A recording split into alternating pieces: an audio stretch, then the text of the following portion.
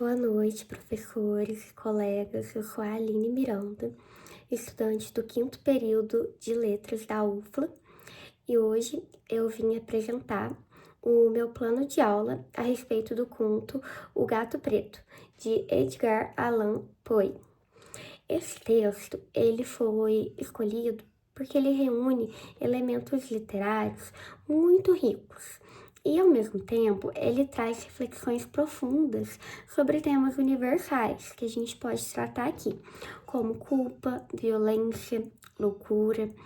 E o nosso objetivo é mostrar como esse conto ele pode ser trabalhado em sala de aula a partir das diretrizes da BNCC, promovendo uma leitura crítica e a valorização da literatura, que é o que a gente espera despertar nos alunos quando a gente traz esse conto dentro de sala. Eu vou começar aqui falando a respeito da contextualização, tanto do autor quanto da obra. O Edgar Poe, ele foi um escritor norte-americano do século XIX e foi considerado o mestre do terror psicológico. Por quê? As histórias de Edgar, elas exploram essa parte de medo, obsessão e principalmente trabalha esse lado sombrio da mente humana. Nesse conto que a gente vai trabalhar aqui hoje, O Gato Preto, ele foi publicado, em 1843 e a gente acompanha nesse conto a narrativa em primeira pessoa de um homem que, tomado pelo alcoolismo, por ser um viciado, e pela extrema violência, ele comete altas crueldades contra o seu gato. E logo depois, a gente percebe que ele conta também sobre as crueldades com a sua esposa, tá? Ele é um texto bem denso e ele é narrado como uma confissão mesmo, tá? Ideal é que o leitor, ele precisa, a partir da leitura, decidir se o narrador, ele é ou não confiável, de acordo com o que ele está lendo. Ele precisa tomar essa decisão para ter a visão do texto, do conto.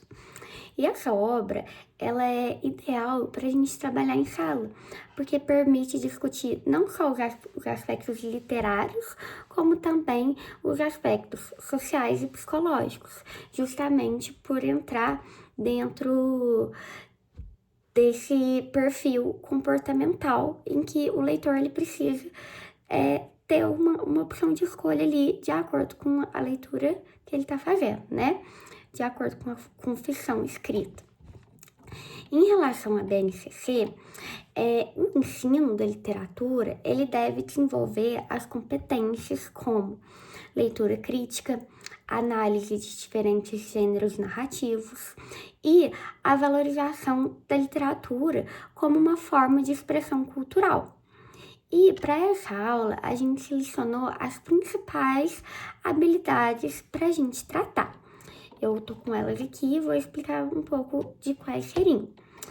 Eu vou falar o código e o que significa. Primeiro, o código que vocês conseguem encontrar ao entrar na BNCC é o EM13LP01. O que seria isso? É basicamente a habilidade de ler e analisar textos literários, reconhecendo suas especificidades estéticas e culturais, que é o que a gente tem como objetivo de trazer esse conto aqui. A segunda é EM13LP21, o código, tá?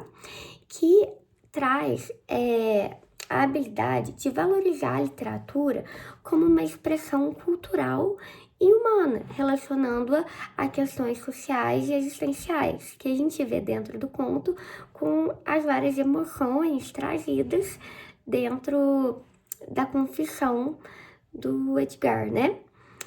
A terceira habilidade que a gente consegue verificar é o código EM13LP25. O que seria isso? É a habilidade de analisar narrativas observando narrador, tempo, espaço, personagens, fazer essa ligação do que ele está lendo com a sociedade, né? Em que momento que ele tá, quem que tá falando, o espaço, o personagem, conseguir relacionar e identificar todas essas questões.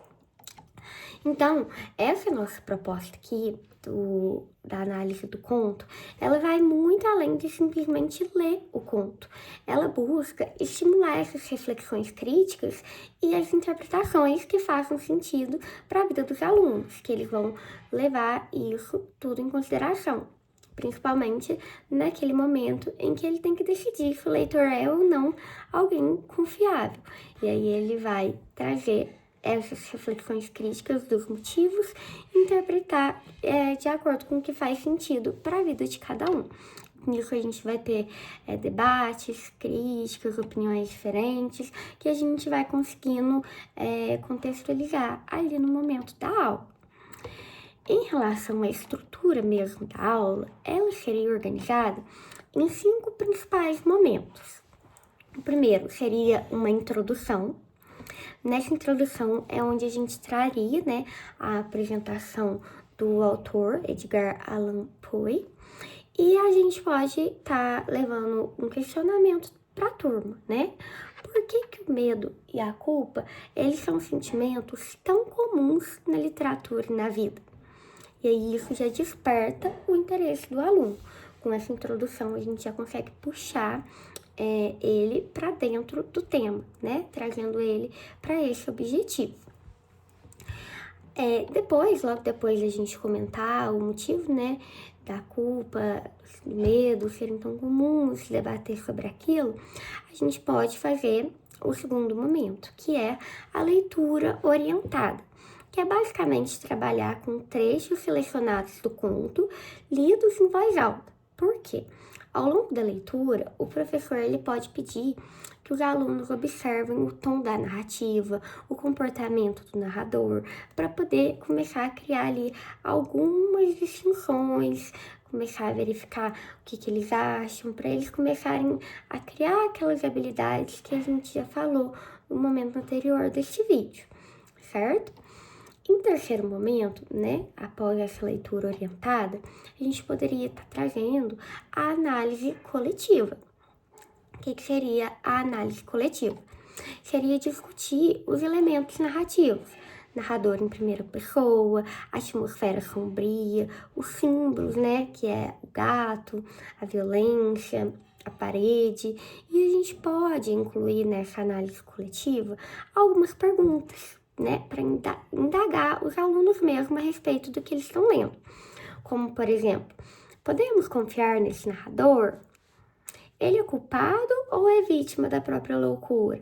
A partir desses questionamentos, a gente consegue perceber o quanto que o aluno está desenvolvendo a habilidade de raciocinar, de entender, e a gente vai entrando melhor nessas questões. Um quarto momento, a gente faria uma produção e uma reflexão em grupo, que seria basicamente dividir os alunos em pequenos grupos para responder questões como: qual que é a mensagem do conto? Ou então, como esse texto ele pode dialogar com situações sociais de hoje, como violência doméstica, alcoolismo, como, né, que pode trazer para as críticas de hoje em dia. Como é que a gente pode interceptar os dois, né?